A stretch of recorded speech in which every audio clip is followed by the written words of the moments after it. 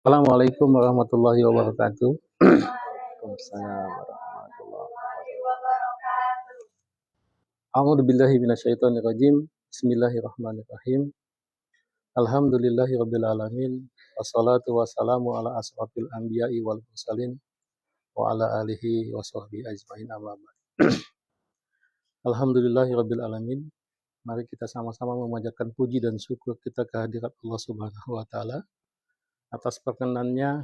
Alhamdulillah kita semua bisa diperkenankan berkumpul di sini dalam rangka membahas perkara yang berkaitan dengan nasibnya umat baginda Rasul Muhammad SAW, wabil khusus di bidang pendidikan.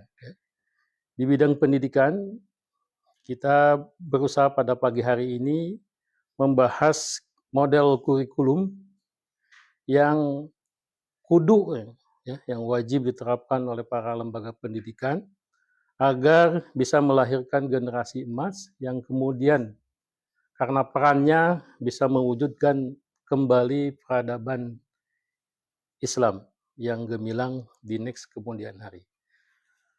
Pada kesempatan ini telah hadir bersama kita seorang pakar yang memang sengaja kita hadirkan di tempat ini untuk kita dengar bersama sumbangsih pikirannya bagaimana menyusun kurikulum agar kemudian apa yang diinginkan yaitu mewujudnya kembali peradaban emas segera dalam waktu dekat bisa mewujud. Beliau adalah Profesor Dr. Fahmi Amar. Assalamualaikum warahmatullahi wabarakatuh. Waalaikumsalam warahmatullahi Gimana Tad kabarnya Tad, sehat? Alhamdulillah sehat. Masya Allah, barakallah. Jadi alhamdulillah beliau adalah pemerhati pendidikan, bukan hanya pemerhati, beliau juga memang praktisi di bidang pendidikan, ya, sudah menempuh berbagai macam produk kurikulum yang kemudian bisa melahirkan otoritas berupa gelar profesor di usia muda, dan beliau di Indonesia itu dikenal sebagai profesor termuda dulu saja. Dikukuhkan termuda saat itu ya. Jadi ketika beliau mendapatkan gelar profesor, beliau langsung dikukuhkan sebagai profesor termuda di Indonesia. Alhamdulillahirrahmanirrahim.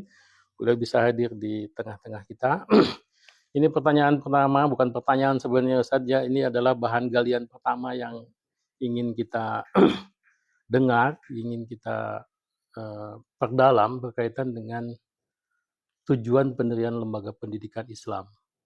Jadi ya tujuan lembaga pendidikan Islam tentunya kita berkeinginan, bercita-cita agar Islam ini mewujud dalam kehidupan keseharian kita.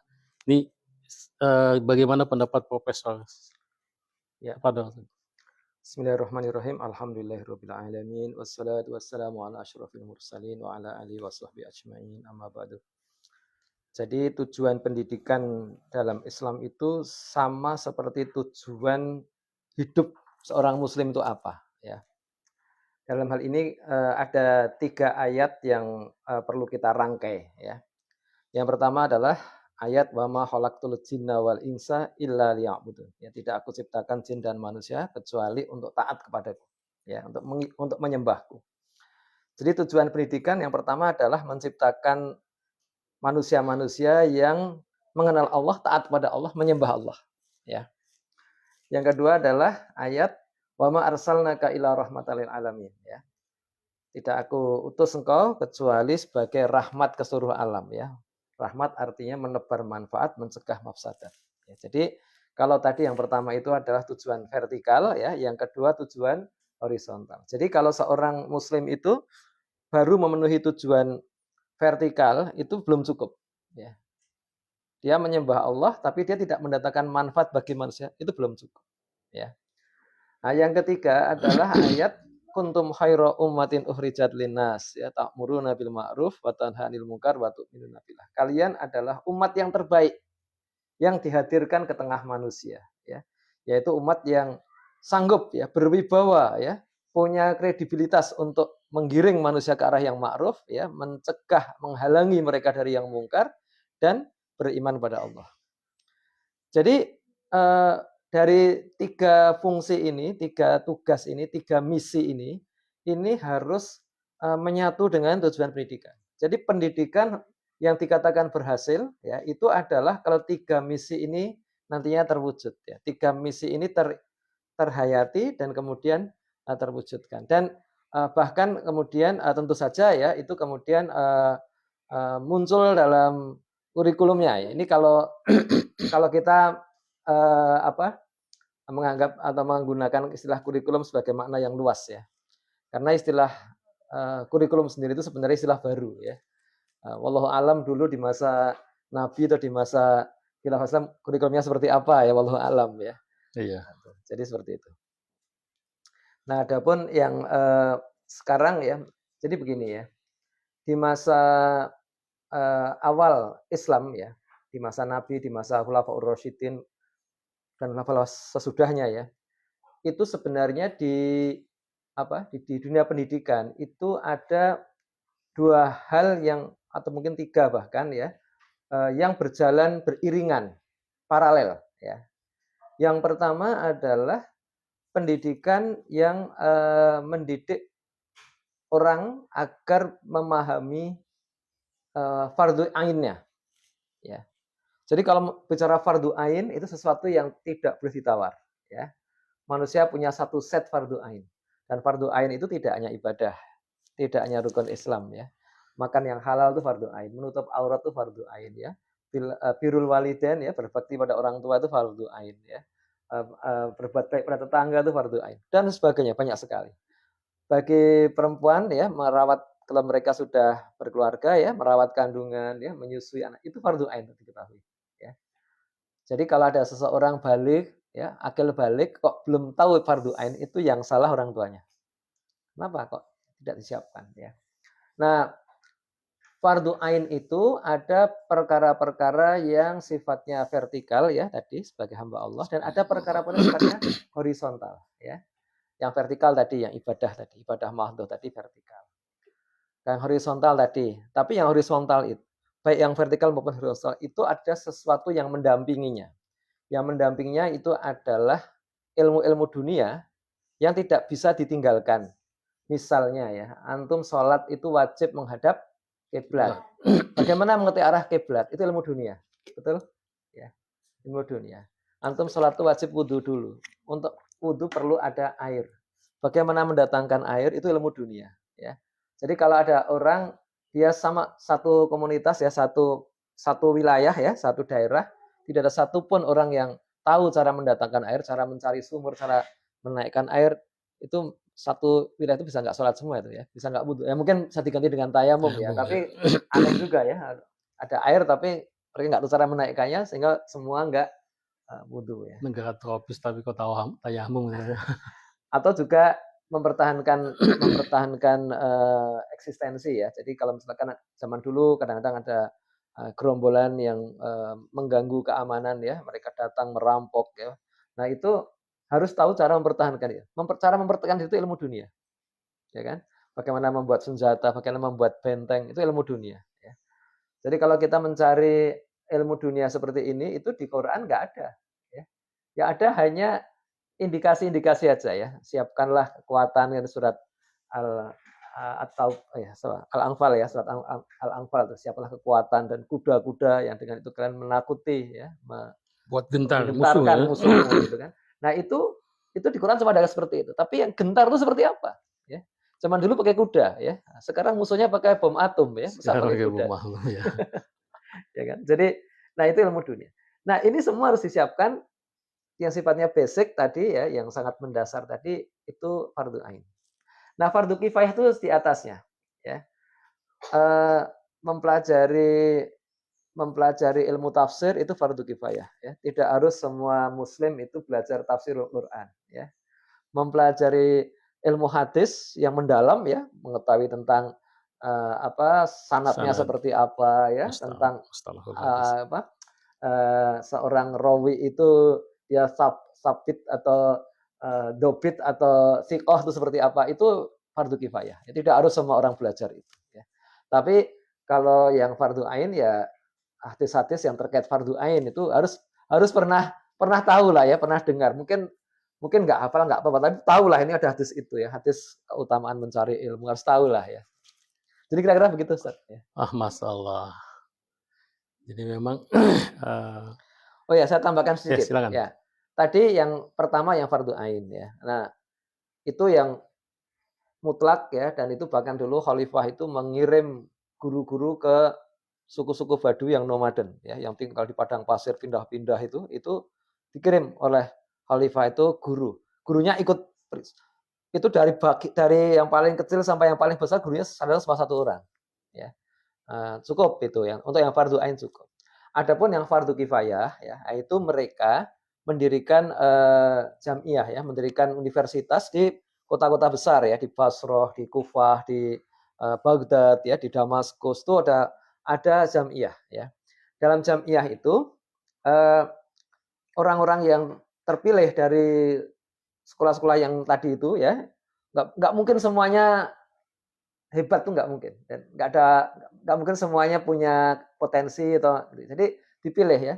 Saya pernah baca di dalam ini yang agak akhir ya, di masa Daulah Utsmani itu ya, itu para apa untuk merekrut calon dokter ya, itu ada tenaga-tenaga yang dikirim ke tiap kampung itu ya, tiap desa itu ya, mereka mencari yang terbaik ya, terpandai dalam membaca, menulis dan berhitung. Itu ilmu wajib ain itu kan, ilmu wajib itu membaca, menulis, berhitung ya. Ada beberapa set yang lain juga. Nah, kemudian mereka dibawa ke kota, terus mereka dididik lagi sekian bulan, dilihat mana yang lebih baik lagi. Nah, yang ada katakanlah ada 3 kelompok begitu. Kelompok yang paling bawah ya, itu nanti dididik untuk menjadi semacam kalau sekarang istilahnya mandri ya, semacam teknisi gitu. Teknisi yang nanti akan melakukan layanan medis yang sederhana di bawah ya. Tapi yang sederhana itu ya sampai kemudian sunat ya, hitan gitu kan, sampai ya hal yang termasuk juga vaksinasi. Bisa vaksinasi mereka zaman-zaman itu. Vaksinasi sudah di dikenal vaksinasi di zaman itu ya. Iya, sudah ada di zaman itu sudah ada. Nah, kemudian kalau yang level menengah itu nanti jadi dokter-dokter rujukan di kota-kota ya. Itu mereka sekolahnya lebih lama. Kalau yang level yang 3 tadi itu sekolahnya cuma setahun ya. Kalau yang dokter-dokter ini sekolahnya 3 sampai 4 tahun. Kemudian ada yang paling tinggi, yang paling top itu sekolahnya tambah lagi total 10 tahun sekolahnya itu. Itu nanti jadi konsultannya ya. Mereka yang mereka wajib membaca referensi yang lebih banyak ya, termasuk referensi dari luar negeri ya. Jadi Khilafah Utsman itu satu negara yang terbuka ya. Jadi mereka lihat juga perkembangan di negara lain, di Inggris atau di Prancis ya. Mereka kemudian orang-orang yang level yang tertinggi tadi ya, yang topnya tadi itu sudah belajar itu ya, kemudian mencari mana yang bisa diadopsi di dunia Utsmani tadi ya. Itu adalah sistem pendidikan yang kedua dan itu kalau yang pertama tadi cuma basic aja ya, sampai akil sebelum akil. Yang kedua itu ada sistem ijazahnya. Makanya kalau orang yang belajar ilmu-ilmu ulumul Quran ya, ulumul Islam juga sama, mereka ada talaki, ada ijazahnya ya. Jadi kalau menghafal Quran sendirian gitu ya mungkin bisa, tapi harus ada yang memperhatikan bahwa ini hafalannya benar sama seperti standarisasinya distandarkan ya. Nanti kalau sudah sesuai gitu, itu baru dikasih syahadah ya. Nah, kamu ini lulus. Nah, tapi yang ada yang ketiga. Yang ketiga itu pendidikan yang bebas, tapi yang bukan fardu ain ya. Pendidikan yang bebas itu di masjid-masjid, bukan di jamiah ya. Di masjid-masjid itu ada masjid-masjid halakoh yang orang boleh datang kapan saja, boleh pergi kapan saja. Gitu ya. Jadi itu gurunya mungkin juga nggak tahu siapa saja yang jadi muridnya. Ya. Mungkin orang merasa saya pernah berguru kepada Syekh Anu, tapi gurunya nggak merasa punya murid itu. Kalau yang talaki tadi, yang kedua tadi, itu gurunya paham kan, karena muridnya pasti talaki sama dia kan. Coba kamu hafalannya surat ini gimana? Hafal gitu kan ya. Tanyain kamu sudah paham belum isinya begitu. Nah, itu ada feedback ya. Nah, tapi kalau yang ketiga ini enggak. Nah, itu sampai hari ini yang jalan ketiga ini juga masih ada. Masih berlangsung di Kairo, di Madinah ya. Di Madinah kalau kita pergi ke Madinah hari ini itu di masjid itu ada banyak majelis-majelis seperti itu. Banyak masjid itu gede sekali kan ya. Jadi Masjid Nabawi itu ada ya. Besar sekali itu ada kelompok-kelompok yang bahasa Arab, ada bahasa Turki, bahasa Indonesia ya, bahasa Farsi dan sebagainya itu kan. Orang boleh, tapi gurunya kalau di Saudi hari ini gurunya ada lisensinya. Tidak semua orang yang alim boleh punya majelis di situ. Boleh punya kapling di masjid itu Enggak semua ya. Kalau dulu saya baca di zaman Abbasiyah ya, itu dulu bebas ya. Tapi kalau orang yang tidak alim, dia harus siap dibantai di situ. Dibantai oleh orang alim yang lain ya. Jadi uji keilmuannya. Nah, itu kan malu dia kan kalau ternyata ada yang hadir itu, coba ini hadis ini riwayat siapa? Dia belepotan menceritakan. Wah, itu langsung habis dia ya di situ. Dia nggak akan dipercaya lagi ya. Nah, kalau sekarang memang di Saudi itu lebih terbatas karena pemerintah Saudi itu membatasi jangan sampai ajaran yang bertentangan dengan politik pemerintah Saudi itu muncul di masjid gitu kan. Screeningnya ketat. Screeningnya seperti itu sekarang ya. Jadi seandainya Buya Hamka masih hidup zaman sekarang datang ke Masjid Nabawi, saya kira beliau nggak semudah itu dia bicara di Masjid Nabawi ya. Itu ada screeningnya itu. Oke. Jadi luar biasa ya, konsepsi pendidikan Islam itu sebenarnya udah paripurna ya. Cuman memang begini Pak Profesor. Sambil minum ya. Ya, silakan Pak. Jadi kita itu memang memahami konsepsi pendidikan Islam itu secara global. Nah, ketika kita menekuni bidang pendidikan, utamanya dikaitkan dengan negara, nah di situ ada jenjang-jenjang pendidikan yang kita tidak bisa juga kemudian kita mengingkari itu. Ada jenjang pendidikan dasar yang pada masa ini ditempuh dalam tempo yang cukup panjang 6 tahun gitu. Kemudian ada jenjang pendidikan menengah pertama, pendidikan menengah atas, kemudian juga ada perguruan tinggi. Yang sampai ke level perguruan tinggi ternyata outputnya juga belum sesuai harapan. Sholat aja nggak bisa. Sholat aja nggak bisa. Nah, kita lebih menukik ini Prof berkaitan dengan pembahasan kurikulum. Karena pada dasarnya sebuah lembaga pendidikan ketika menyelenggarakan pengelolaan pendidikan, maka dia harus memiliki jadwal pengajaran yang sistematik. Nah, artinya di pendidikan dasar ini bagaimana gitu artinya kurikulum atau matrikulasi dan kita berujukannya misalkan. Karena kan jenjang pendidikan itu panjang ya, Prof ya, pendidikan dasar itu. Artinya kalau misalkan kita tidak memiliki istilahnya silabus, soalnya satu kemampuan ilmu kita sampaikan pada sesi 2 jam, ya besok kita mau ngisi apa? Padahal termnya itu 6 tahun gitu. Nah, itu memang kita dihadapkan dengan itu, karenanya lembaga pendidikan itu harus menyusun silabus. Gitu. Nah, itu gimana, Prof itu? Jadi begini. Saya flashback dulu sebentar ya. Jadi zaman peradaban emas Islam dulu itu memang ada orang-orang yang sangat hebat ya. Ada tokoh-tokoh yang ahli atau tokoh mujtahid ya kayak Imam Syafi'i, tokoh-tokoh hadis kayak Imam Bukhari ya. Juga para ilmuwan kayak Al-Biruni, kayak Al-Khwarizmi yang juga mereka itu alim juga, hafiz Quran juga, tapi juga pakar astronomi, ada pakar kedokteran dan sebagainya ya. Tapi harus diingat ya, saya kira jumlah yang mayoritasnya itu tetap hanya di fardu ainnya saja. Yang fardu kifayah yang menguasai banyak ilmu fardu kifayah itu sebenarnya tipis ya. Tipis, tidak banyak ya. Persentasenya kecil banget ya. Nggak nyampe 1% juga dari jumlah penduduk. Ya. Itu sampai zaman masuk zaman industri ya. Jadi nah orang-orang barat ya itu memakai cara yang berbeda. Mereka dari sisi yang menonjol sekali itu tidak banyak, tetapi kelas menengahnya banyak dengan cara membuat kurikulum pendidikannya ya, baik pendidikan di dunia sipil maupun di dunia militer ya, itu kurang lebih sama ya. Coba kalau di Indonesia itu karena sangat menonjolkan kemampuan perseorangan tadi, itu kalau di cerita-cerita kan ada tokoh-tokoh pendekar ya, ada si Pitung, itu beneran si Pitung itu kan ya, ada pendekar-pendekar itulah ya.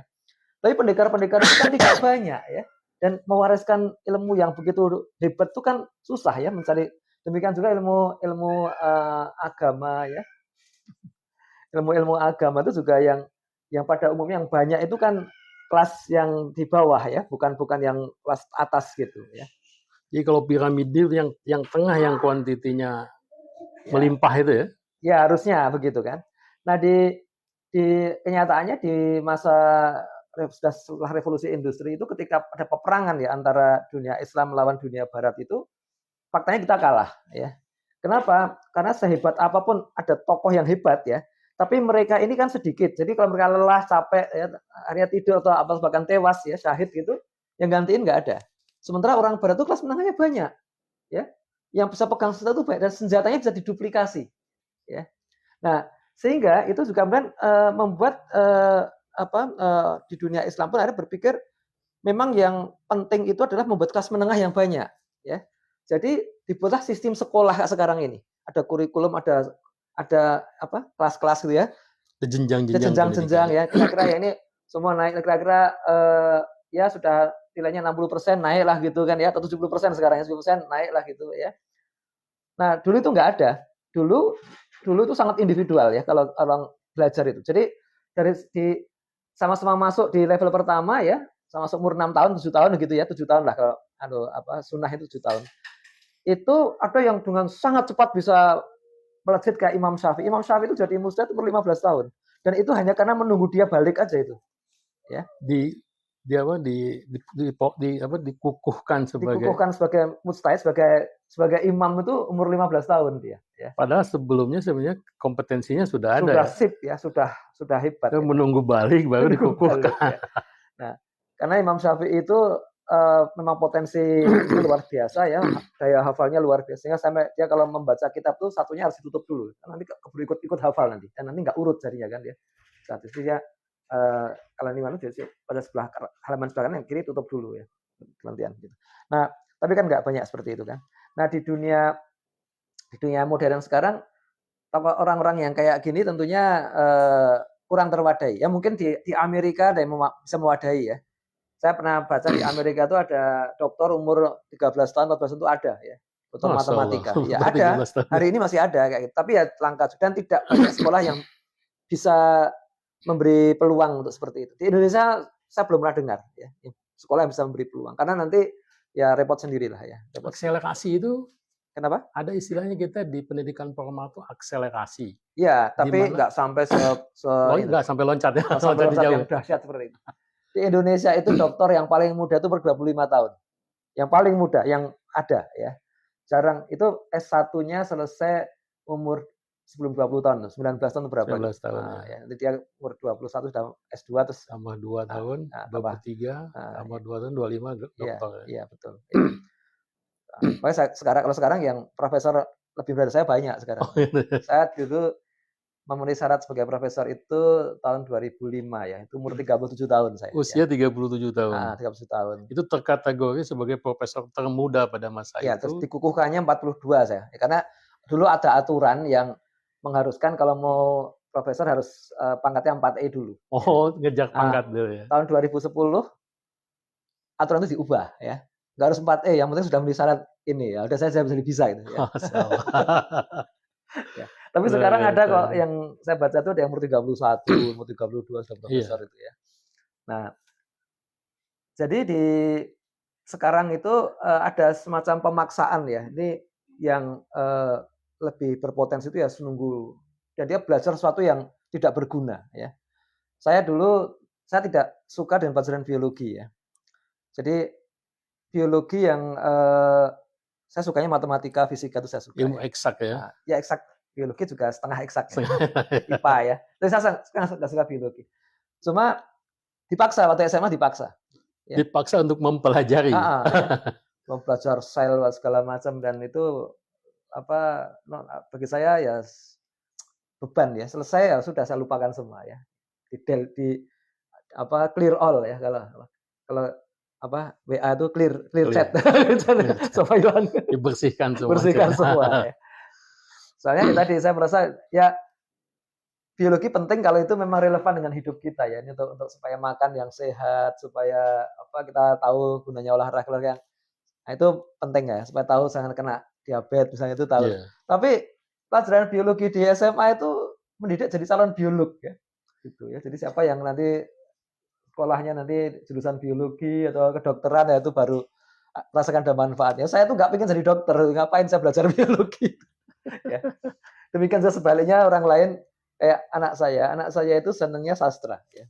Sekarang anak saya yang ketiga itu sekolahnya di Sastra Indonesia di Jogja itu. Jadi kalau mendapatkan pelajaran eksak malah Iya, tawakuf ya, jadi nyerah, dia merasa beban itu kan. rasa beban ya. Dia masuk masuk SMA yang di SMA itu hanya ada jurusan MIPA, nggak ada yang lain ya. IPS nggak ada.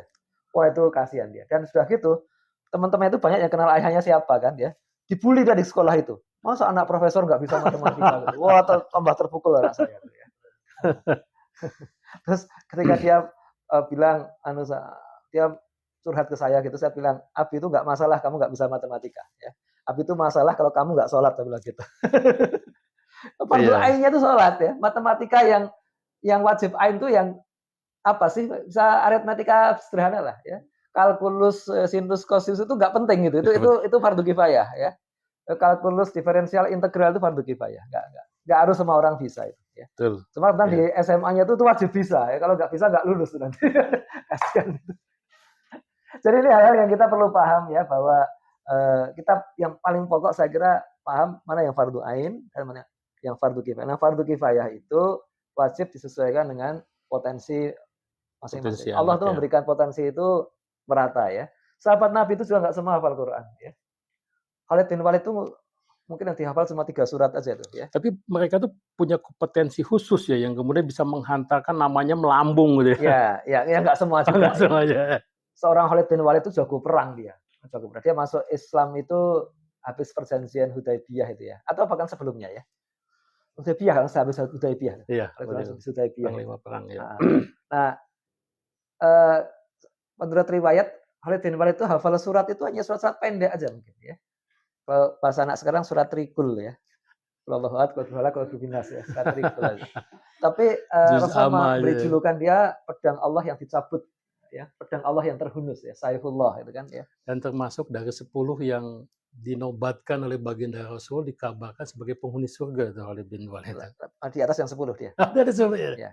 Jadi kalau yang 10 itu yang nggak masuk dia, tapi yang lainnya ada ya, yang kayak Bilal tuh nggak masuk yang 10 itu juga. Tapi ada hadis yang lain kan ya, Bilal terus apa Ais Al-Qarni, Uwais Al-Qarni dan sebagainya. Jadi sahabat Nabi juga nggak semuanya menonjol ya. Ada yang menonjol dari sisi tadi keahlian perangnya, ada yang menonjol dari yang lain juga ya. Kayak Uwais Al-Qarni itu nggak diriwayatkan dia hafal Quran, enggak ya. Tapi dia jadi istimewa karena baktinya kepada ibunya ya, seperti itu ya. Sampai Rasulullah menyuruh para sahabat nanti kalau ketemu dia minta didoakan sama Uwais. Karena dia orang yang tidak dikenal di dunia tapi terkenal di penghuni surga. Begitu kan ya. Masya Allah, luar biasa ya. Artinya memang konsepsi pendidikan Islam itu kalau dirujuk pada dasarnya bisa menghantarkan anak didik itu menjadi seorang yang memiliki kompetensi unggul. Nah ini menarik Pak Prof. Jadi di bawah Kementerian Nadiem itu sekarang itu pola kurikulum Pak Nadiem itu mengprioritaskan kompetensi. Karenanya di pemerintahan sebelumnya yang namanya PLS dulu, pendidikan luar sekolah atau sekarang pendidikan non formal, dahulu itu di bawah subdirjen. Tapi di bawah Pak Nadiem sekarang PNF, pendidikan non formal berbasis swasta, artinya perorangan, ini mendapatkan posisi yang luar biasa di bawah dirjen khusus, ada anggarannya. Kenapa? Karena memang Pak Nadiem itu mau rakyat Indonesia itu memiliki kompetensi. Jadi tidak mesti mengikuti jenjang pendidikan formal, tapi terpenting itu adalah kompetensi. Ini menarik. Jadi di bawah pemerintahan Pak Nadiem ini menarik sehingga peran personal, apalagi pesantren itu kan sebenarnya pendidikan spesifik yang memang sudah dikrit oleh para alim dahulu, itu sebenarnya luar biasa. Pendidikan pesantren itu pendidikan spesifik sehingga dalam tempo yang singkat bisa melahirkan ulama dalam tanda petik. Nah ini menarik Pak Prof. Jadi bagaimana artinya implementasi kebijakan Pak Nadiem secara legal standing bagi kita yang memang mau mengejar kompetensi. Ya, jadi begini ya, kalau dari sisi pesantren itu memang pesantren itu kan pendidikan perlawanan terhadap penjajah ya, pendidikan perjuangan. Belanda dulu bikin sekolah-sekolah formal, Formal. sekolah-sekolah Belanda, dan rakyat Indonesia tidak suka, di samping rakyat tidak suka dengan kurikulumnya, juga pemerintah pilih kasih ya, yang boleh sekolah cuma anak-anak amtenar ya, Anak-anak priai ya. anak-anak priai aja, anak-anak karyawan Belanda. Yang orang biasa itu apalagi dia terindikasi terlibat dalam pemberontakan melawan Belanda itu pasti akan dihalangi untuk masuk sekolah The itu kan, blacklist. blacklist gitu. Makanya itu pendidikan perlawanan dan akhirnya pesantren-pesantren itu tumbuh dengan gaya tadi kalau yang saya ceritakan tadi yang di awal tadi ya. Jadi jalurnya banyak, pada umumnya cuma yang basic aja ya. Jarang yang sampai ulama itu kan jarang ya. Jadi yang sampai dapat syahadah itu jarang. 100 orang mungkin cuma 1 atau 2 aja. Satu ya, Nah, persentasenya minim banget ya. minim banget kan. Karena ya tadi ya biasanya nggak ada kurikulum, nggak ada kelas klasikal itu kan nggak ada kelas ini ya ikut aja nanti ya sekuatnya kalau sudah dewasa pengen kawin ya udah keluar kan gitu kan, biasanya begitu kan.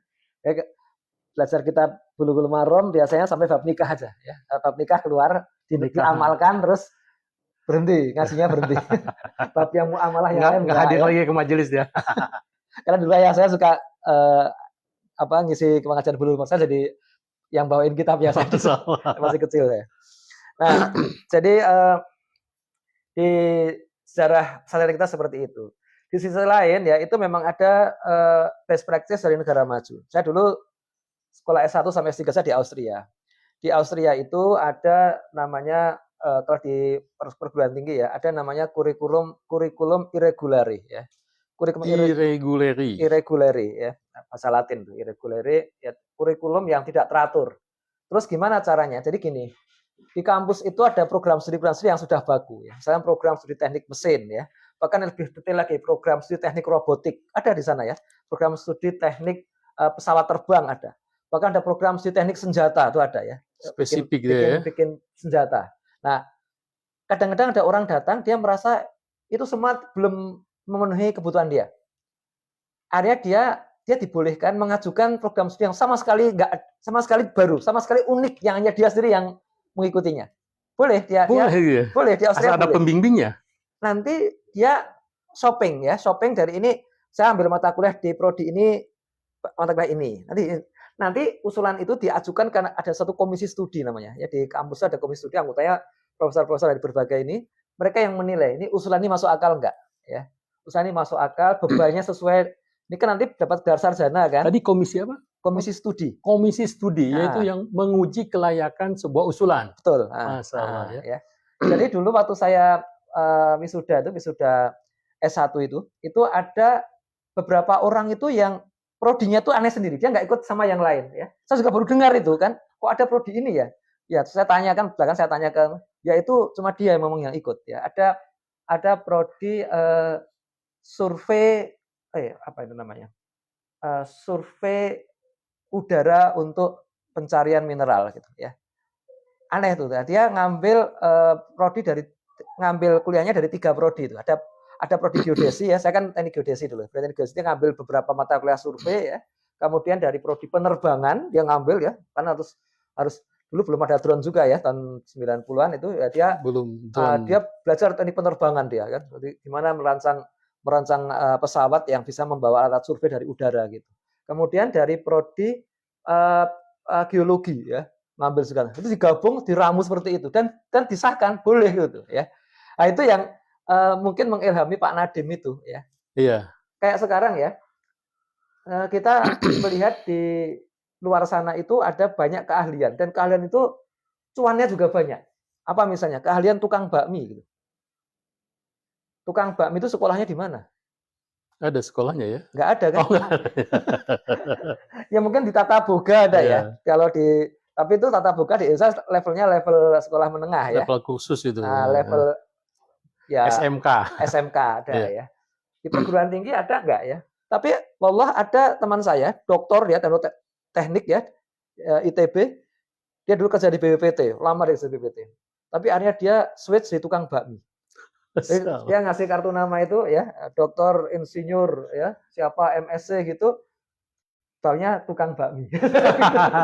Orang bingung juga. Ini apa dia dokter tukang bakmi?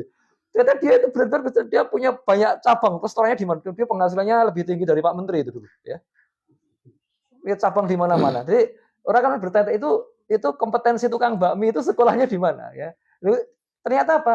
Bikin industri beda ya. Bikin tukang bakmi yang masak di pinggir jalan yang ngambil dari mie instan dimasak itu sangat berbeda dengan bikin industri bakmi. Nah, dia itu bikin industri bakmi gitu ya. Jadi dia belajar tentang aneka bakmi. Bakmi itu kan dari tepung. Dia belajar milih tepungnya gimana, milih racikannya gimana ya. Formulasinya. Terus macam-macam, terus dia nanti bakmi kan dibuat ada yang bentuknya lurus-lurus, bentuknya keriting kayak pito gitu kan, macam-macam gitu. Terus nanti ini dibuat seperti apa? Banyak sekali dan itu sampai ke industri ya. Sampai nanti ngurus karyawannya gimana, buka restorannya supaya orang itu merasa homey di situ, merasa mau bayar mahal di situ ya. Koji. Jadi ternyata ilmunya banyak. Jangan dilecehkan itu tukang bakmi. Dia sampai akhirnya melepas jabatannya, melepas ini posisinya di BPPT ya, yang keren itu ya, doktor, insinyur, MSc gitu. Hanya untuk menekuni bakmi dan dia bangga dengan itu. Ini tukang bakmi. Jadi kembali ke Pak Nadiem ini Pak, Pak Prof, artinya sebenarnya dari pihak swasta khususnya pemerhati atau penekun bidang sakopah Islam dalam pesantren, sebenarnya kita punya ruang yang sangat besar ya dalam pemerintahan Nadiem ini. Cuman perkaranya itu sekarang itu di otoritas. Jadi ketika seseorang itu memiliki kompetensi, kan biasanya kalau di lembaga pendidikan non formal itu ada sahadah ya. Nah sekarang itu gimana tuh, Prof? Artinya ya syahadah tetap diperlukan ya, dan itu yang bekerja, yang berhak mengeluarkan itu adalah biasanya asosiasi profesi. Ya. Asosiasi profesi. Jadi mereka yang saling menguji satu dengan yang lain, dan di puncaknya itu ya biasanya kan yang jadi pemimpin atau pimpinan asosiasi profesi itu kan orang-orang yang memang sudah malang melintang di dunia itu, dan mereka tokoh-tokoh kan. Nah, tokoh-tokoh ini saling menguji yang lain, ada namanya peer review. Nah, nanti mereka ke bawah kemudian menerapkan. Ya, jadi contoh ya, sekarang ini dai itu nggak ada sertifikasinya. Nggak ada sahadahnya. Nggak ada sahadahnya, belum lazim lah ya. Sehingga siapapun bisa muncul dan ngoceh apapun ya. Kalau udah ngaco juga kan ya. Dai itu isinya ngaco juga. Di beberapa negara itu diterapkan kewajiban syahadah itu ya, kayak di Malaysia, di Brunei ya, di Singapura ya, negeri-negeri Muslim, apalagi di Saudi, itu ketat sekali Saudi. Di Brunei itu saya pernah datang ke masjid Jami di Brunei Darussalam itu ada maklumat gitu kan ya. Bunyinya begini, barang siapa mengajarkan mendakwahkan Islam di muka umum tanpa lisensi ya, atau dia mendakwakan Islam di rumahnya ya, dengan mengundang orang-orang banyak ya, tanpa lisensi, dia diancam hukuman. Sampai diancam hukuman 10.000 ringgit ya, ringgit Brunei ya. Kira-kira 100 juta itu ya. Gede diancam juga ya. Atau penjara 2 tahun ya. Diancam. Jadi ya ada positif dan negatifnya. Positifnya yang Syiah itu yang liberal nggak ada di Brunei. Nggak ada ya. Brunei itu Syiah liberal itu nggak ada ya. Tapi sebaliknya juga yang progresif, yang radikal nggak ada juga. Ada juga ya. Nggak ada juga. Jadi yang hidup yang standar aja menurut standar persepsi yang mirip-mirip dengan Nahdiyin lah di sana itu ya. Iya. Nah di Indonesia pernah dulu dari Menteri Agama itu mengidekan seperti itu ya, tapi dilawan sama masyarakat. Kenapa? Karena Menteri Agamanya tidak kredibel ya. Menteri Agamanya kurang berwibawa ya. Dia orang tahu lah dia di belakangnya itu siapa itu tahu. Jadi males lah. Nah, kemudian MUI ya, itu kemudian inisiatif. MUI bikin namanya bukan sertifikasi tapi standarisasi. Standarisasi dai MUI ya. Ada saya pernah ikut, Pak. Alhamdulillah lolos, Pak. Dapat syahadah saya.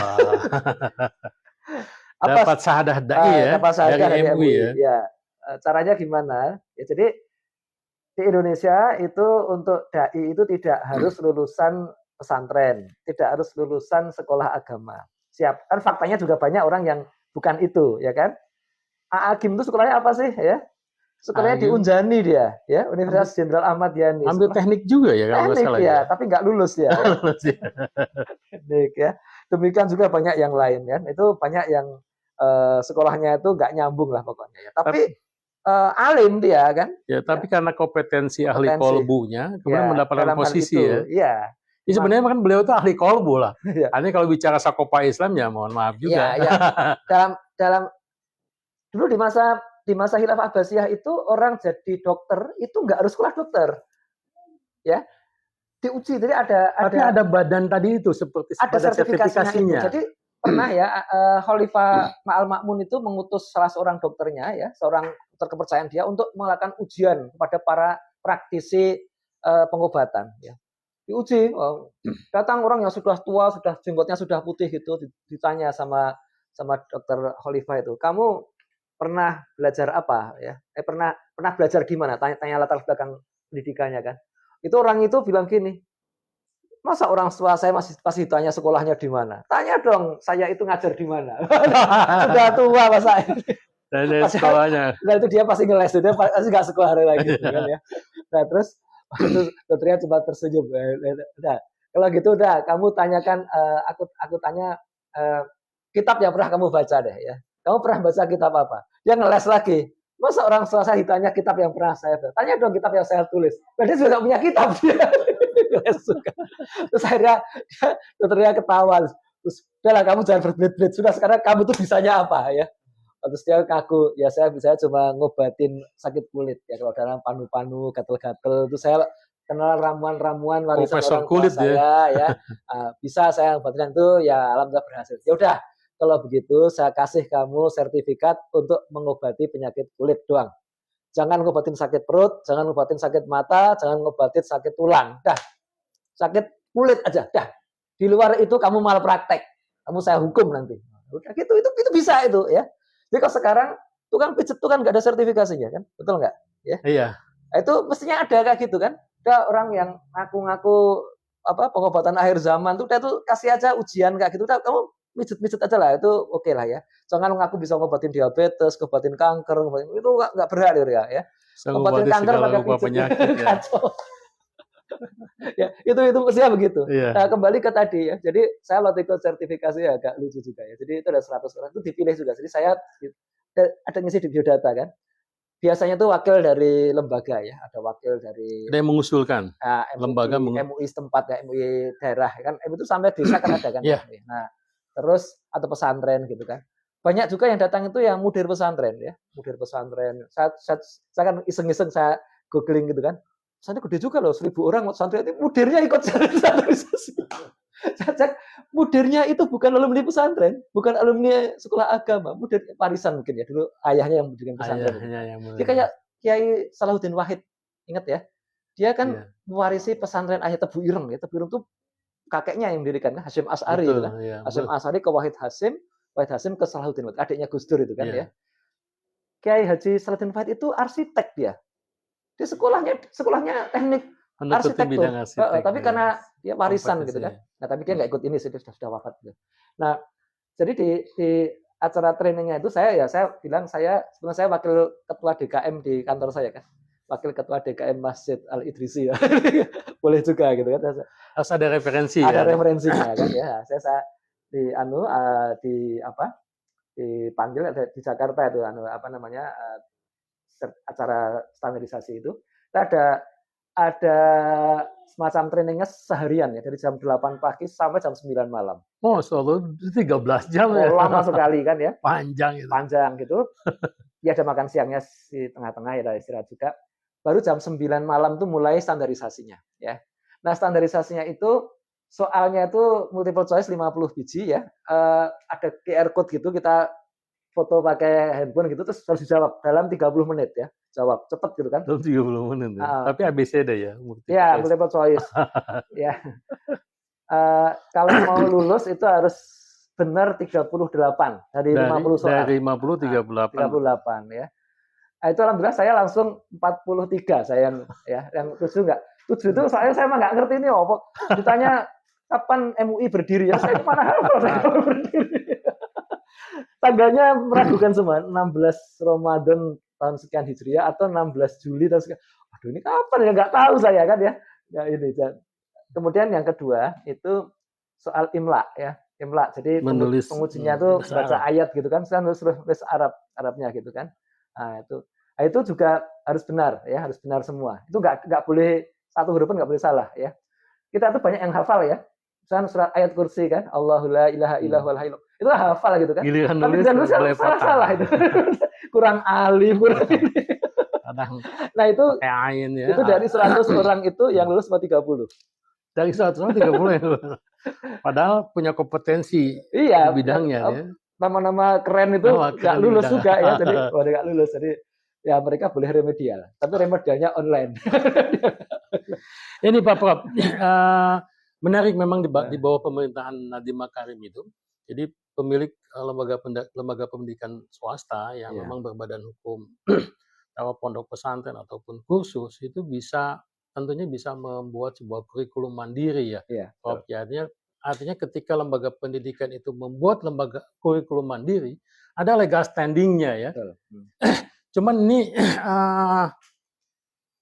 sebatas mana sebenarnya penyusunan kurikulum mandiri itu? Karena memang kalau tidak membuat kurikulum mandiri, ngikuti form atau ngikuti format kurikulum yang dibentuk oleh negara untuk menghasilkan manusia unggul yang memiliki kompetensi unggul di usia muda, itu bisa dikatakan ya mustahil ya.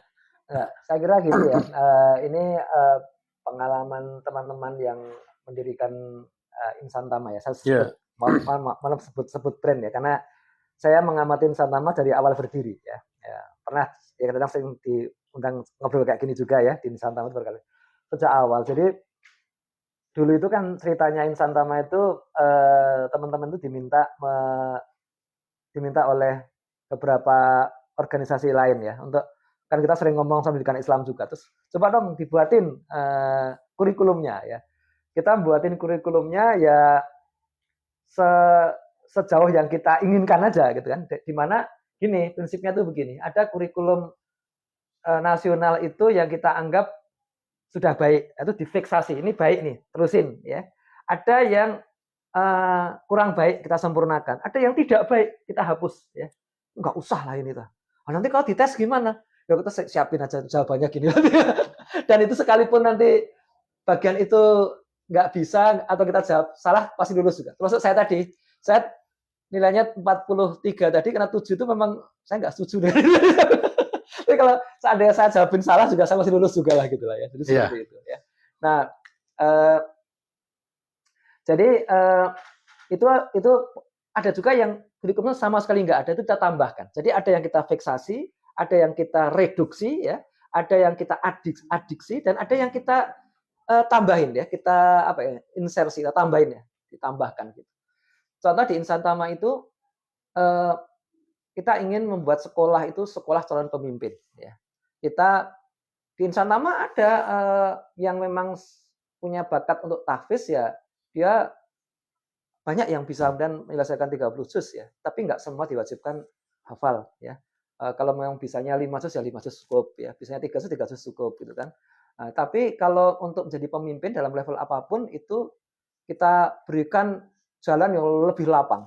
Sampai itu kan kalau yang tingkat SMA itu sebulan pertama itu nggak ada pelajaran sebenarnya. Sebulan pertama itu isinya main-main. Main-main untuk mendidik calon pemimpin ya. Dikasih tahu caranya brainstorm, sampai dikasih tahu caranya mencari dana. Ya. Jadi anak-anak itu dilatih, ada tantangan ya, namanya LDK 2, itu tantangannya adalah menaklukkan Cianjur, judulnya begitu. Jalan kaki dari Bogor sampai Cianjur ya. Itu lumayan tuh 60 kilo itu ya. Gempor itu. Gempor itu. Saya jalan dari Cibubur ke Monas aja gempor itu. Cuma berapa kilo? Itu dari Bogor ya, Gunung Batu sampai Cianjur itu berangkat jam 6 pagi sampai Cianjurnya jam 10 malam. Ya, 10 malam. Ya ada istirahat-istirahatnya juga ya. Nah, terus di sananya ngapain? Di sananya ada di desa yang bisa kita jadikan mitra ya. Desa itu bukan desa yang maju ya, desa yang masih agak menengah ke bawah lah ya, agak terbelakang begitu. Tapi welcome dengan acara kita ya, acara teman-teman ini kan, anak-anak ini. Nah, itu kan untuk mengadakan acara itu kan perlu biaya ya. Biaya. Nah, itu mereka anak-anak itu dilatih untuk bikin proposal, dilatih untuk presentasi, untuk mencari funding, tidak boleh minta orang tua. Tantangannya tantangannya demikian, itu. Dilatih dari sekecil itu. Dan itu selama mereka sekolah ada 3 kali kayak gitu. Yang paling rendah tadi ke Cianjur, yang nanti yang kedua LKMM nah, yang medium ya, itu mereka datang ke desa yang lebih jauh di Garut ya. Yang paling tinggi apa? Tantangannya adalah keluar negeri ya. Luar negeri ya. Dengan mencari dana dari eksternal ya, tidak boleh minta orang tua ya. Jadi gunakan itu Masya Allah ya. Anak-anak itu benar-benar mendapat loncatan spiritual yang luar biasa karena sangat sulit mereka gitu kan ya. Nggak terbayang kalau nggak pernah melakukan pasti nggak terbayangkan. Dana yang dibutuhkan untuk itu ada pesertanya ada berapa ya ke luar negeri itu mungkin 100 satu angkatan lah. Satu angkatan ya. Itu dananya 2 miliar kira-kira.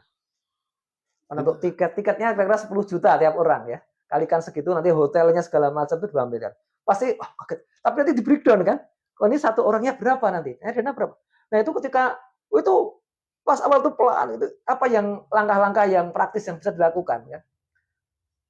Area dana itu terkumpulkan itu hanya kira-kira 2 minggu sebelum berangkat. 100% itu? Lebih malah. Oh, malah surplus ya? Surplus ya. Lebih 200 juta atau berapa gitu ya. Itu benar anak itu merasa, wah, perasaan yang itu leganya luar biasa. Itu nggak bisa diceritakan ini ya. Kalau nggak pernah. Jadi itu dan itu pas anak saya kan sekolah di Insan Nama itu dilakukan pas pandemi ya. Pas pandemi waktu itu ke Turki karena Turki satu negara yang masih membuka pas tahun 2021. Iya. Ya 2022. 2021 ya. Ujungnya pandemi ya. Iya, satu-satunya negara yang bisa terbuka saat pandemi itu Turki ya. Nggak ada karantina, nggak ada segala. Kalau yang lain udah karantina, pusing loh karantina. Habis waktunya kita di karantina. Habis kan? di karantina. Nah, jadi waktu, habis biaya ya. Jadi seperti itu. Nah, anak saya jadi sekretarisnya kan, sekretaris panitia gitu. Dia tahu paling banyak dia tahu. Jadi pengalamannya dapat banyak ya. Dapat banyak, jadi leganya luar biasa. Jadi tiba-tiba dari Telkom ngasih, dari Pertamina ngasih ya, jadi nembusnya juga ini. Jadi itulah namanya targetnya. Itu nggak mungkin di tempat lain nggak lazim itu kayak gitu kan. Ya mungkin ada 1-2 sekolah swasta yang lain yang punya program seperti itu ya, tapi jarang lah ya. Iya. Bahkan di sekolah yang katanya dibentuk untuk menjadi pemimpin ya, dulu yang bentuk itu TNI dulu, SMA Taruna Nusantara. Iya, Taruna itu pun nggak ada kayak gitu. Apalagi sekarang tuh orang kaya semua di sana ya. Jadi pada dasarnya sebenarnya anak itu harus dikasih tantangan ya. Betul ya. Tantangan ya. Kalau misalkan sekarang kita mengacu ke bagaimana implementasi kurikulum di perguruan tinggi itu kan 50-50 itu antara pengajaran sama presentasi. Jadi anak itu satu sisi memang dituntun, diberikan bimbingan, tapi sisi yang lain anak itu diberikan kesempatan untuk menyampaikan presentasi. Betul. Itu gimana tuh Prof? Gimana tuh? Iya, jadi sesuatu yang kompeten. Jadi gini, prinsip kita itu sebenarnya semua orang itu punya bakat yang luar biasa. Cuma bakatnya beda-beda. Bakatnya di mana ya? Jadi, itu untuk mengetahui bakat itu gimana sebelum kesana? Kasih tantangan yang berbeda-beda. Kalau sekarang kan ada psikolog gitu, Prof. Apakah mesti mendatangi ahli? Psikolog itu bisa menilai sebagian. Sebagian saja. Tidak. Jadi tes psikologi itu ada sekarang multiple intelligence ya. Kecerdasan multiple itu orang bisa ada 8 itu kan. Kecerdasan bahasa, logika matematika itu beda ya. Kecerdasan kinestetik ya, gerak, kecerdasan interpersonal ya, itu untuk empati ya, terus intrapersonal sama interpersonal itu beda ya. Kalau interpersonal untuk bicara dengan orang lain ya. Kalau intrapersonal itu untuk dia bisa kontemplasi ya. Kemudian ada kecerdasan musikal ya, untuk seni itu ya. Satu lagi kecerdasan apa ya? Ada 8. Tapi itu menurut saya masih belum cukup itu. Karena orang yang pandai melucu itu cerdas loh. Cak Lontong itu cerdas banget loh ya, Cak Lontong. Itu apa itu? Itu masuk di mana Cak Lontong gitu kan? Bingung kan kita kan? Kecerdasan apa itu? Ya, cepat tanggap itu Saya ya. pernah baca yang sampai 27 sesuatu. Itu juga mungkin belum cukup, ya. Masih banyak lagi yang lain yang kita belum tergali. Jadi intinya setiap orang tuh punya potensi yang luar Potensi. biasa. Nah, kalau dia ketemu yang klik ya, yang cocok itu, dia akan maksimal di situ ya, yang cocok yang maksimal.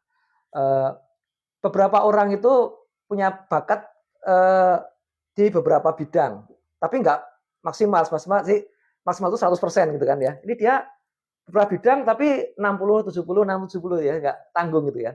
Mungkin saya termasuk yang seperti itu ya. Artinya multi gini, talent. ya saya multi talent Multi saya. Saya talent, multi talent. Saya bahasa ada itu turun ke anak saya ya. Matematika juga ada tuh anak saya yang lain gitu kan. Tapi saya dari segi matematika ternyata saya tidak maksimal ya. Saya nggak setelah saya jadi akademisi, jadi doktor gitu, ternyata karya saya matematika nggak banyak ternyata ya. Jadi ya udahlah itu masa malah banyak yang sifatnya sastra banyak ya. Oh, malah ke sastra Sastra ya. banyak ya. Saya bikin puisi ada 1000 lebih puisi Masya saya. Ya. Allah. Jadi Jadi ke anak keberapa tuh yang ngambil jurusan sastra itu? anak ketiga. Anak Ya. ketiga. Kalau yang matematika itu anak saya pertama tuh matematika. Anak saya yang kedua juga bahasa juga senangnya dia bahasa. Dia sastra Arab dulu, sastra Arab, tapi sekarang malah ngajar bahasa Spanyol sekarang. Sastra bahasa Spanyol. Anak saya yang keempat tuh yang matematika lagi dia, senang matematika lagi. Jadi lain-lain gitu. Tapi nggak maksimal ya.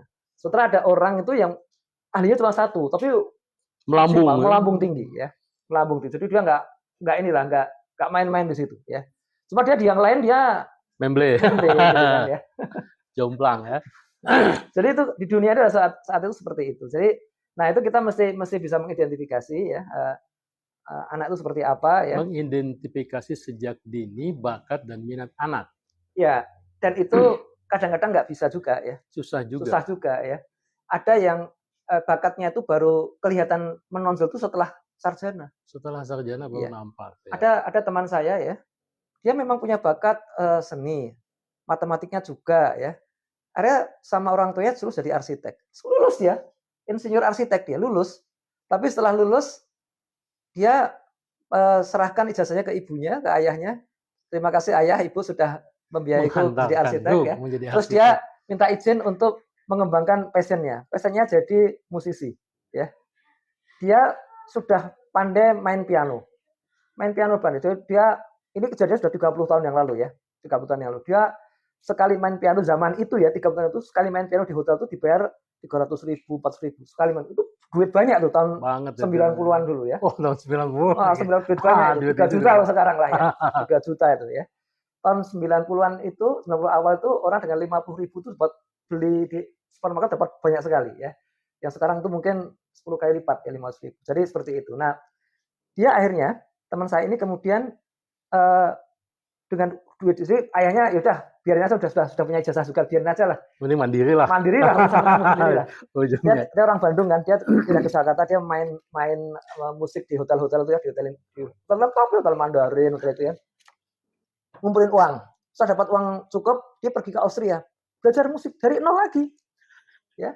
S1 lagi. S1 musik di Austria itu ujian masuknya itu improvisasi ya. Jadi datang suruh coba kamu pilih alat musik yang ada di ruangan ini, ada piano, ada gitar, main apa lagu yang kamu suka. Itu kalau orang memang berbakat musik, dia bisa main apapun. Ya. Dan ada isinya, dan nggak pakai notes, aja berkhayal aja ya. Terus itu yang dia bisa, kemudian dia latihan kan segitu kan. Terus pengurusnya bilang coba kamu main musik yang menggambarkan derap pasukan yang sedang menuju medan perang. Wah ini tempo di Marsia tuh. Terus pasukan yang beristirahat ya, orang-orang menyambut dengan gembira apa. Seperti itu ujiannya. Yeah. Dia 6 tahun belajar musik karena memang lulus ya, pulang. Jadi, sekarang dia punya sekolah musik di Jakarta. Itu menonjol banget ya. Dia yang musik ya. Dia waktu kecil mungkin di tes itu ya orang lazim lah pinginnya jadi insinyur itu. Kan jarang kan anak SMA tes psikotes terus mau jadi musisi kan jarang itu. Dia top tuh dia saya tanya kamu jurusan apa di musik? Saya jurusan dirijen nih, conducting. Oh gitu ya, conducting. Ngapain conducting? Saya kan nggak main. kalau ada konser itu yang dikenal konduktornya. Yang main kan banyak, main Iya. biola, tapi yang dikenal tuh konduktornya. Leadernya itu, leader para pemusik ya. Ini Prof, ini menyelaraskan dengan tujuan kita penyelenggaraan pendidikan itu kan ingin membentuk generasi emas. Ya, Generasi emas juga kan kita bukan generasi emas sepuhan lah. Generasi emas beneran betul. yang kemudian bisa menghantarkan mewujudnya peradaban Islam kembali. Artinya Ya. mungkin yang mendesak di era gini untuk Ya. kaum muslimin itu adalah marja-marja, Ya. rujukan-rujukan yang dirujuk oleh umat, Ya. yang menghantarkan mereka agar memiliki pemahaman Islam yang pure dan paripurna kafah. Ya. Sehingga dengannya diharapkan peradaban Islam bisa mewujud kembali. Ini gimana, Prof? Ya. Jadi gini, tadi sudah saya sampaikan di awal ya, basicnya adalah setiap muslim, ini untuk semuanya ya, itu kenal fardu ain. Iya. Ya. Fardu ain yang ibadah, fardu ain yang muamalah, fardu ain yang munakahah, fardu ain yang birrul walidain, fardu ain thalabul ilmi, fardu ain siasah ya, semua dia harus paham ya, itu kerangkanya. Harus kuasai. Harus kuasai 100% 100%. Enggak boleh ada cacat sedikit pun ya. Ya, itu fardu ain. Adapun yang fardu kifayah tadi melihat potensi. Nah, kalau yang fardu ain itu mumpuni, otomatis seorang muslim itu dia akan bersinar di masyarakat itu. Nah, jangan lupa fardu ain yang lain adalah fardu ain terkait dengan ilmu ya. Rasulullah itu bukan ilmuwan, Rasulullah itu rasul nabi ya. Seorang umi ya. Bahkan dia umi, tetapi dia menunjukkan jalan bagaimana agar generasi Islam itu cinta ilmu. Ada banyak perintah-perintah terkait dengan ilmu ya, mulai dari utlubul ilma faridatun ala kulli muslimin wal muslimat ya, utlubul ilma minal mahdi ilal lahdi ya, utlubul ilma walau bisin ya, dan sebagainya. Nah, di samping itu ada ayat-ayat Quran itu yang menunjukkan bagaimana umat Islam ini bersikap ya. Contoh nih kan, di Quran itu banyak sindiran ya kepada orang-orang jahiliyah yang mengikuti kepercayaan nenek moyangnya tanpa berpikir. Disindir itu ya. Apakah kalian hanya mengikuti nenek moyang kalian saja ya? Kan Quran mengatakan ikutilah apa yang turunkan Allah. Terus orang-orang jahiliyah itu mengatakan kami ikuti apa yang dikerjakan nenek moyang kami ya. Nenek moyang. Terus Allah masih dari mereka, apa kalian juga akan ikutin kalau meskipun nenek moyang kalian itu tidak punya pengetahuan ya. Jadi kita ini dilatih untuk kritis sebenarnya ya. Kritis kepada hal-hal yang dipercaya orang yang itu tidak punya dalil dan tidak punya landasan ilmiah. Itu yang pertama. Yang itu kita dilatih untuk berpikir rasional di situ ya. Islam itu agama yang sangat rasional sebenarnya ya. Jadi nggak ada yang emosional belaka itu nggak ada. Nggak ada yang pokoknya nenek moyang harga mati itu nggak ada. Ya. Apalagi nenek moyang membubarkan pengajian ya. Nah, yang kedua ya, Islam juga menjamin eksperimental ya. Ketika Rasulullah hijrah ke Madinah, beliau untuk pertama kalinya melihat bagaimana orang-orang Ansor itu memperlakukan kurma, ya, menyerbuki kurma. Ya. Di Mekah itu nggak ada kebun kurma di Taif kan. Sampai sekarang juga nggak ada kebun kurma di Mekah ya. Karena nggak subur kebun tanahnya. kurma yang skala industri ya. Kalau di rumah-rumah katanya ada. Ya, tapi nggak berbuah. Nggak berbuah ya. Jadi di Madinah tuh banyak kebun kurma. Sampai sekarang banyak kebun kurma yang masih aktif juga. Dan pertama kalinya Rasul itu melihat bagaimana orang-orang Ansor itu menyerbuki kebun kurmanya. Karena kurma itu beda dengan kelapa. Satu rumpun sebenarnya ya.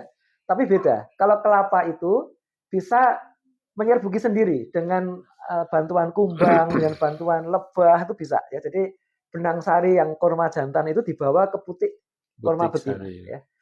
Nah, kurma nggak bisa. Kalau kelapa bisa ya, kelapa atau kurma itu nggak bisa. Jadi kurma itu harus manual. Ada peran manusia ya. Peran manusia mengambil benang sari dari kurma jantan terus dipukul-pukulkan di butik kurma betina. Baru bisa berbuah itu seperti itu ya.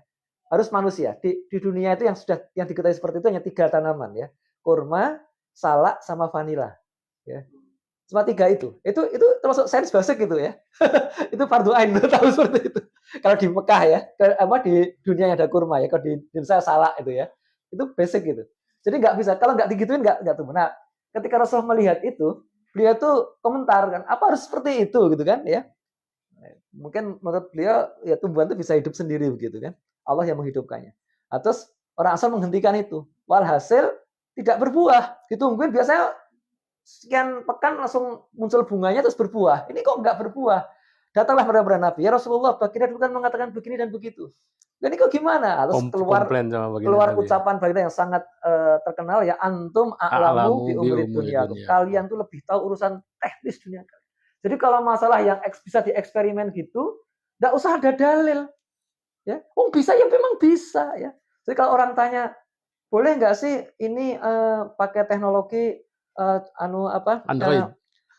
pakai teknologi tomat sama cabai disilangkan ya. Jadi nanti kalau berbuah, buahnya namanya sambal tomat.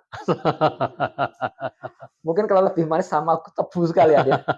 Atau sama aren ya, sama aren, tomat sama cabai dibuat satu, disilang pakai teknologi rekayasa genetika gitu kan, bisa itu kan. Jadi satu tanaman khusus ya, terus kita tanam ya, nanti muncul tanaman yang kalau dimakan langsung kayak sambel gitu kan, ada manis-manisnya kayak aren kan ya, ada pedas-pedasnya, ada asem-asemnya itu kan. Kan asik kayak gitu kan. Barakallah. Itu nggak usah nunggu dalil, boleh itu nggak perlu dalil, silakan aja. Bisanya bisa. Islam itu hanya memberikan memberikan arahan dalam masalah boleh atau tidak ya. Tapi bisa apa tidak itu Islam nggak bicara gitu kan ya. Tapi boleh apa tidak, kalau misalkan bisa apa tidak sih sekarang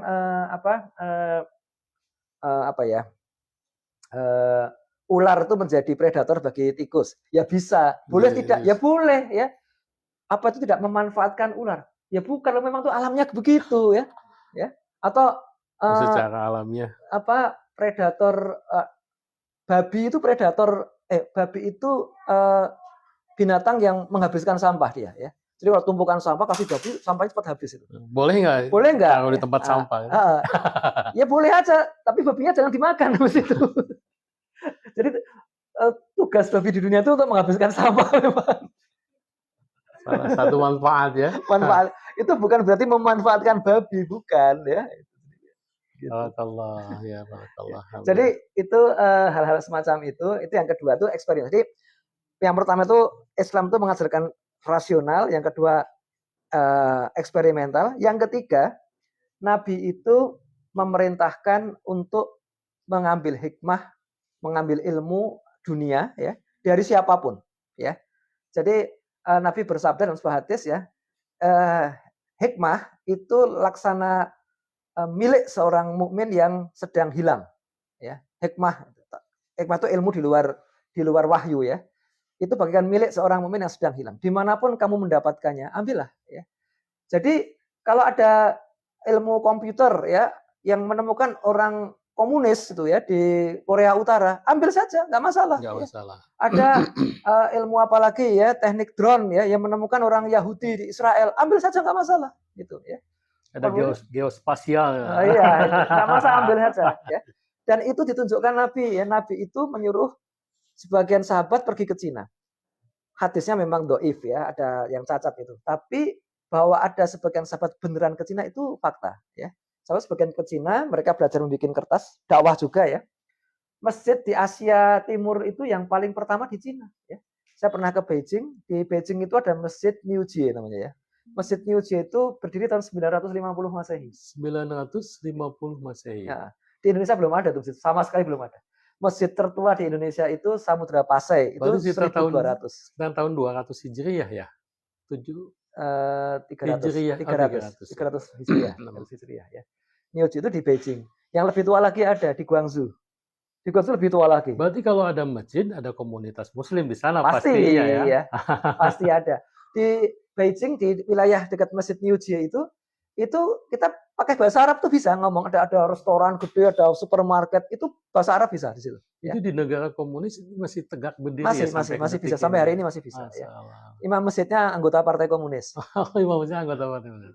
Tapi lancar bahasa Arabnya. Bahasa Arab lancar, dan ngimamin Jumatan juga bener kok ya. Cuma kalau pas nyuruh ayo maju-maju rapatin saf itu pakai bahasa Cina ya. Terus ya saya bingung juga. Ya seperti itu pasti suruh maju-maju rapatin saf gitu kan. Tapi pas ngimamin kok bahasa Arab bener ya. Bener ya gitu ya. Enggak ada yang aneh, enggak ada ya. Iya. Cuma saya baca ya di Cina itu semua orang yang memimpin sesuatu kegiatan publik wajib anggota PKC. Harus anggota PKC. Wajib ya, itu kayak dulu orang anggota Golkar lah gitu. Iya. Ya, dia nggak meyakini ya biarin aja, harus anggota PKC. Kalau nggak Harus nggak boleh terdaftar. harus anggota PKC.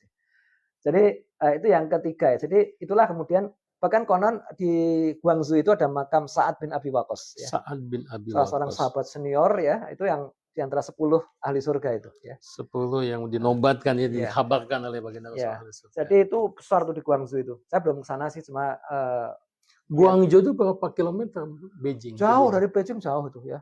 Ini Surabaya. Lebih. Oh, lebih Naik lagi. pesawat mungkin 2 jam. 2 jam. 2 jam ya. Sini Sini ke Balikpapan dong ya. Balikpapan mungkin ya. Terus Cina itu besar sekali Cina itu ya. Nah, Daratan itu. kemudian jadi itu ngambil sana ya. Bahkan Nabi itu pernah kedatangan, jadi Nabi kan kirim surat ke Raja Mesir ya, ke Muqawqis ya, Raja Mesir ya. Terus Raja Mesir itu menyambut baik ya. Dia kemudian mengirim hadiah ke Nabi. Di antara hadiah itu adalah budak yang punya keahlian pengobatan.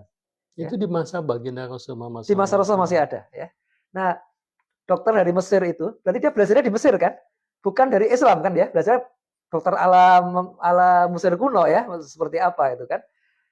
Datang ke Madinah ya, itu langsung setelah Nabi mengumumkan siapa di antara kalian yang sakit-sakit silakan datang ke dokter ini.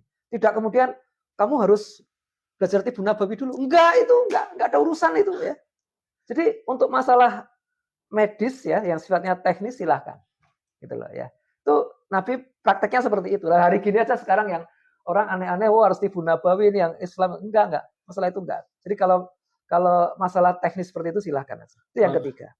Nah, yang keempat, Nabi itu melarang ya semua hal yang tidak berbasis dalil atau pembuktian ilmiah, nggak punya burhan ya, nggak punya bukti saintifik ya. Rasulullah mengatakan ya ada banyak hadis yang terkait dengan ini ya. Di antaranya adalah barang siapa mendatangi dukun ya, bertanya sesuatu terus membenarkan, maka ditolak sholatnya 40 hari. 40 hari. Coba ya. Datang ke dukun ya, kalau nggak membenarkan mungkin masih nggak apa-apa ya. Cuma iseng-iseng jawab apa dia, terus kita ketawa aja, wah masa dukunnya ngomongnya aneh gini kan ya. Datang ke, ada dulu zaman saya SMP itu ya, ada teman saya itu belajar bikin jahe langkung. Lo tahu jahe langkung? Jalangkung. Ya, jahe langkung ya. Iya. Jahe langkung itu Ya. Datang tadi undang ya. Nah, ya itu tapi dia pakai jangka untuk bikin lingkaran ya. Itu didoa-doain ya. Mantra-mantrain ya. Makanya itu bisa muter sendiri. Saya hidup ya. Muter sendiri ya. Terus kita mau tes gitu kan, ulangan apa dulu, ulangan fisika gitu kan ya. Lah ini kan multiple choice ya. A, B, C, D, E gitu kan. Terus pakai jalangkung ya. Pakai jalangkung nih. Pertanyaan pertama dia nunjuk A, pertanyaan kedua C. Pas ya serius teman Pak yang nyalin gitu kan ya. Pas ujian ya, pilihannya cuma A, B, C, D. Ada E-nya. Jalangkungnya ngaco. Jalangkungnya error ya. Jalangkungnya error. Itu kalau orang percaya itu sudah musyrik gitu. Musyrik ya. banget. Musyrik Ya. gitu. Jadi seperti itu. Jadi bisa ya. Ya. Ya memang nggak masuk akal ya. Bisa jalan sendiri pasti pakai jin itu kan. Nggak mungkin lah jalan sendiri itu kan ya. Itu kan digantungin di benang gitu dan nggak digerakin apa-apa ya. Dan itu cukup berat ya. Nah, itu dia tancap terus dia gerak sendiri. Ya. Nah, juga Nabi pas gerhana matahari ya, ada gerhana matahari. Terus gerhana matahari itu pas dia kan punya putra dari Maryah Qibtiyah ya, salah seorang istri beliau itu namanya Ibrahim ya. Baru masih balita itu meninggal kan. Pas meninggal itu ada gerhana matahari total. Dan itu orang-orang itu orang Muslim ya, itu semakin mantap ini bukti bahwa beliau ini benar-benar nabi. Karena putranya meninggal, itu matahari itu berduka ya. Jadi gelap. Kan gerhana tutupan ini kan gelap. Di siang hari langsung gelap. Siang hari langsung gelap gitu monumentalnya. Kan. Monumental kan. Itu Nabi bukannya suka itu. Nabi langsung berdiri di mimbar, dia mengajak orang ini, terus berpidato ya. Matahari itu gerhana bukan karena kelahiran atau kematian seseorang. Itu kalau orang lain pasti malah memanfaatkan ini beneran kan. Kalau dukun malah memanfaatkan itu. Enggak ya. Dulu pernah ada Raja Jogja yang meninggal ya, Hamengkubuwono ke-9. Sekarang kan Hamengkubuwono 10 ya. Itu tahun 89 itu Hamengkubuwono, ayahnya meninggal kan. Nah, waktu dimakamkan, itu Jogja itu sudah sekian lama tidak hujan, itu hujan lebat. Habis dimakamkan tuh hujan lebat, ya. Terus orang ini beneran Sultan. kusuma bangsa nih, Kusuma Sultan bangsa. pahlawan kusuma bangsa. Karena dia meninggal, langit menangis. Langit menangis. Kucuran air hujan. Langsung dah ya. itu sirik itu seperti itu. Gak ada hubungannya. Gak ada hubungan. Memang sudah musimnya mau hujan. Matinya Ya, dalam jadi Nabi musim melarang hujan. seperti itu ya. Jadi adanya hujan, adanya gerhana itu gak ada hubungannya dengan nasib manusia. Baik. Ya. Baik Profesor. Ya.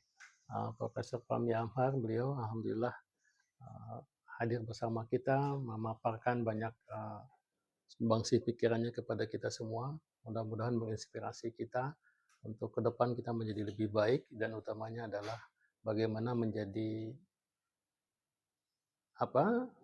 orang yang senantiasa taat kepada Allah, menjalankan seluruh perintah-perintah Allah, dan meninggalkan seluruh larangan-larangannya. Juga senantiasa berupaya dan mengikatkan diri terhadap Islam yang kafah di dalam setiap kesempatan. Dan tentunya bagi penyelenggara pendidikan, mudah-mudahan paparan yang disampaikan oleh Profesor Fahmi Amhar bisa menjadi referensi buat kita semua, agar kemudian kita bisa mengimplementasikan sebuah kurikulum yang bisa menghasilkan sebuah generasi yang unggul, yang tentunya harapannya dengan generasi yang unggul ini, masa berkabungnya kaum muslimin saat ini yang tidak berada di dalam satu kepemimpinan bisa segera berlalu. Baik Profesor, waktu juga yang memisahkan kebersamaan kita. Jazakallah khairan katsir atas kehadirannya. Semoga Profesor senantiasa dibimbing dan dijaga oleh Allah Subhanahu wa taala, dan mudah-mudahan senantiasa membawa manfaat utamanya bagi kita orang-orang yang beriman yang ingin merindukan kembali hidup dalam naungan Islam tentunya. Sebagai closing statement mungkin, tafadhol. Ya, jadi saya ingin menyampaikan begini bahwa ilmu itu menjadikan, sains dan teknologi itu menjadikan hidup jadi mudah, ya. Seni menjadikan hidup jadi indah, ya. Kemerdekaan ya atau independensi menjadikan kita tidak terjajah, ya. Namun Islam yang akan menentukan arah dan menentukan apakah semuanya berkah, ya. Umat Islam tanpa menguasai sains dan teknologi itu cenderung terjajah, ya. Sains dan teknologi kalau tidak dipegang oleh umat Islam itu akan cenderung dipakai untuk menjajah. Kalau umat Islam dia memahami Islam sebagai pandangan hidup dan kemudian menguasai sains dan teknologi yang dibimbing oleh ajaran Islam, maka dia tidak hanya tidak terjajah, tapi dia akan membebaskan dunia dari penjajahan. Demikianlah, kurang lebih mohon maaf. Wallahu muwaffiq ila aqwamit thoriq, billahi taufiq wal hidayah. Udkhulu fis silmi kafah. Wassalamualaikum warahmatullahi wabarakatuh. Waalaikumsalam warahmatullahi wabarakatuh. Alhamdulillahirabbil alamin. Ya, kita semua sudah tiba di penghujung acara, dan tidak ada kata yang pamungkas kecuali memang mengucapkan doa kafaratul majelis. Subhanakallahumma wa bihamdika asyhadu alla ilaha illa anta astaghfiruka wa atubu ilaik. Billahi taufiq wa hidayah. Wassalamualaikum warahmatullahi wabarakatuh. Waalaikumsalam. Masya Allah, barakallah. Ini harganya berapa? 200 Pak. Murah ya? 250. Saya di masjid saya ini satu set. Opin. Opin enggak?